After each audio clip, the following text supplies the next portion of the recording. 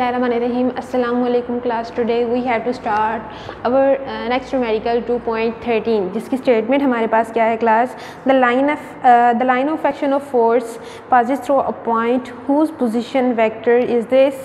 First of all हमने find out क्या करना है, the momentum of force about the origin. Second हमने क्या फाइंड आउट करना है, the moment of force about the point of which the position vector is this. तो देखिए क्लास हमारे पास गिवन क्या है, एक फोर्स गिवन है, फर्स्ट पोजीशन वेक्टर गिवन है, सेकंड पोजीशन वेक्टर गिवन है. हमने क्या करना है, टॉर्क फाइंड आउट करना है. फर्स्ट ऑफ ऑल टॉर्क कौन सा फाइंड आउट करना है, the moment of force about the origin पे जो हम फोर्स लगा रहे हैं जिसकी वजह से जो टॉर्क प्रोड्यूस हो रहा है हमने वो फाइंड आउट करना है. देन हमने क्या करना है, moment of force about the position vector, तो हमने टॉर्क फाइंड आउट करना है अबाउट द पोजीशन वेक्टर. तो देखिए क्लास फर्स्ट पॉइंट पे देखिए हमने क्या करना है, the moment of force about the origin के, यह हमारे पास एक बॉडी है जिसके एक पॉइंट पी पर हमारी फोर्स एफ एक्ट कर रही है. तो देखिए क्लास इस पोजीशन जिस पॉइंट से लेकर ओरिजिन तक का जो हमारा फासला है वो क्या है, मोमेंट आर्म है, जिसको हमने क्या नाम दी है, R1 का नाम दी है. तो देखिए क्लास इस ओरिजिन के अबाउट जो हमारा टॉर्क प्रोड्यूस होगा,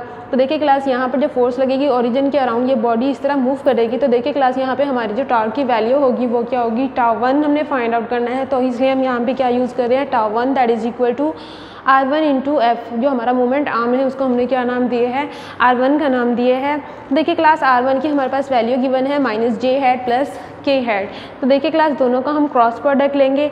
क्लास इसे ऐसे भी सॉल्व कर सकते हैं और डिटर्मिनेंट के जरिए भी हम क्या कर सकते हैं, इसका क्रॉस प्रोडक्ट ले सकते हैं. तो हमारे पास जो लास्ट रिजल्ट है वो क्या है, 2i head plus j head plus k head कि जो हमारा यहाँ पे टॉर्क प्रोड्यूस हुआ है अबाउट द ओरिजिन उसकी वैल्यू कितनी है, 2i head plus j head and plus k head.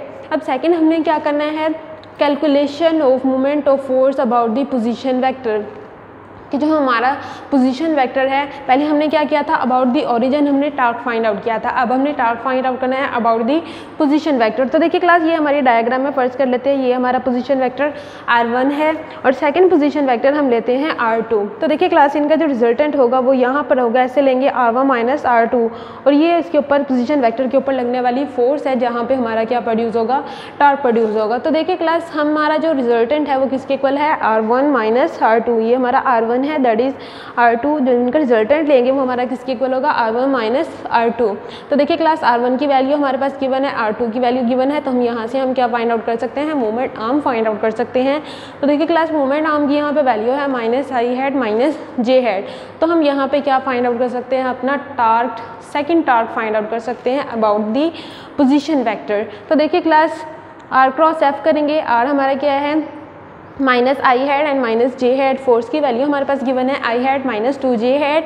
तो देखिए क्लास क्रॉस प्रोडक्ट के जरिए हमारे पास टॉर्क, सेकेंड जो टॉर्क है उसकी वैल्यू कितनी आई है, 3k हेड, जो कि क्या है, टॉर्क प्रोड्यूस है about the position vector.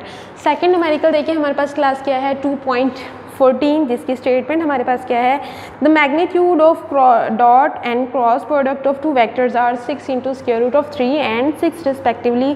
Find the angle between the vectors की क्या है, हमारे पास दो चीज़ें गिवन हैं कि क्या है, टू वेक्टर्स हैं, vector A and vector B. तो दोनों की हमारे पास मैग्नीट्यूड गिवन है डॉट प्रोडक्ट के जरिए, वो कितनी है, 6 इंटू स्क्वायर रूट ऑफ 3.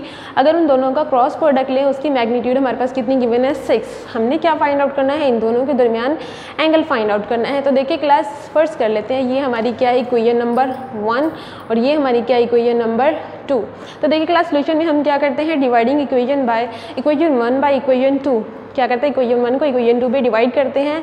तो यहाँ से देखिए class A B sine of theta over A B cos of theta that is equal to 6 over 6 into square root of 3. तो देखिए क्लास यहाँ से ए बी कैंसिल हो जाएगा, ए बी से 6 हमारा कैंसिल हो जाएगा 6 से. तो देखिए class sine theta over cos theta हमारे पास किसके इक्वल होता है, tan theta equal that is equal to 1 over square root of 3 as it is. तो देखिए क्लास हमने क्या फाइंड आउट करना है, एंगल फाइंड आउट करना है. तो tan यहाँ पे जाके क्या हो जाएगा, इन्वर्स हो जाएगा, tan इन्वर्स ऑफ 1 ओवर 1.73 जो कि किसकी वैल्यू है, स्क्वायर रूट ऑफ 3 की वैल्यू. तो देखिए क्लास 1 को फर्दर डिवाइड करेंगे 1.73 से, उसकी वैल्यू क्या आएगी, 0.578.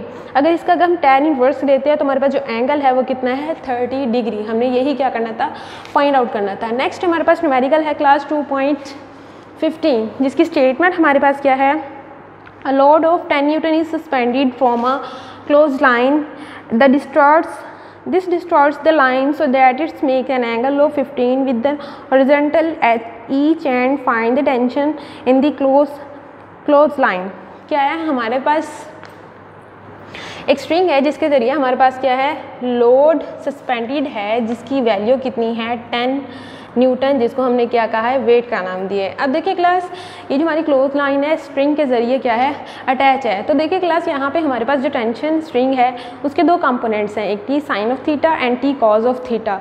तो देखिए क्लास जो टेंशन और टेंशन इन द स्ट्रिंग और जो हमारी क्लोज लाइन है तो दरमियान एंगल कितना है 15 डिग्री। हमने यहाँ पे क्या फाइंड आउट करना है tension in the string find out करनी है। तो देखिए क्लास सोल्यूशन में हमारे पास क्या है, हम यहाँ पे क्या कर सकते हैं apply first condition of equilibrium. तो देखिए क्लास हमारे पास फर्स्ट कंडीशन ऑफ इक्विलिब्रियम हम अलॉन्ग दी एक्स एक्सिस करेंगे एंड देन वाई एक्सिस करेंगे। हमारे पास फर्स्ट कंडीशन ऑफ इक्विलिब्रियम क्या है कि sum of all the forces acting on a body must be equal to 0। तो देखिए class along the X axis की जब बात करते हैं तो हमारी यहाँ पे फोर्सेज हैं is equal to sum of F of X is equal to 0। तो देखिए class along the X axis हमारे पास फोर्सेस 2 हैं जो कि टेंशन इन दिस स्ट्रिंग है। तो देखिए क्लास यहाँ पे टेंशन इन दिस स्ट्रिंग के दो कंपोनेंट्स हैं T cos of theta and T cos of theta, लेकिन दोनों की डायरेक्शन क्या है अपोजिट है। तो यहाँ पे हम एक फोर्स के लिए positive and then second force के लिए हम क्या यूज़ करेंगे नेगेटिव। तो देखिए क्लास यहाँ पे आंसर हमारा क्या आएगा 0। मीन टू से जो हमारी अलॉन्ग दी एक्स एक्सिस है अलॉन्ग दी एक्सिस जितनी भी फोर्सेज है वो उनका सम क्या है 0 है।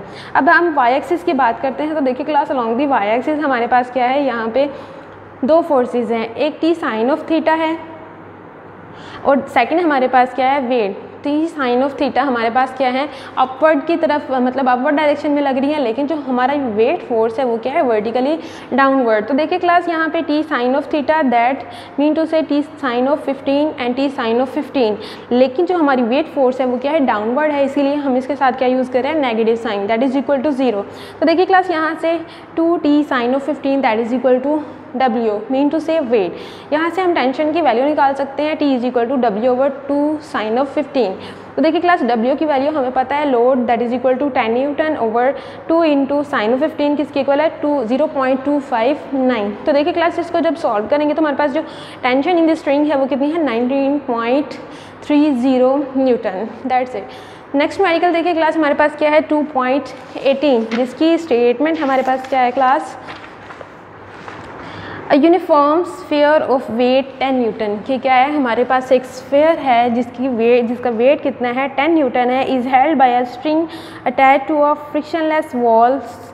जो हमारी इसके साथ किसके साथ अटैच है फ्रिक्शनलेस वॉल के साथ अटैच है। So that string makes an angle of 30 with the wall कि क्या है ये जो हमारी स्ट्रिंग के साथ हमारा स्फीयर अटैच है उस वॉल का और स्ट्रिंग का जो एंगल है वो कितना है 30 with the wall। find the tension in the string and the force exerted on the sphere by the wall। हमने क्या करना है ये जो टेंशन है स्ट्रिंग के अंदर हमने वो फाइंड आउट करनी है और फाइंड आउट करना है कि जो हमारी वॉल है स्फीयर के ऊपर कितनी फोर्स एक्सर्ट कर रही है। तो देखिए क्लास हमारे पास गिवन है weight that is equal to 10 newton, theta हमारे पास कितना गिवन है 30।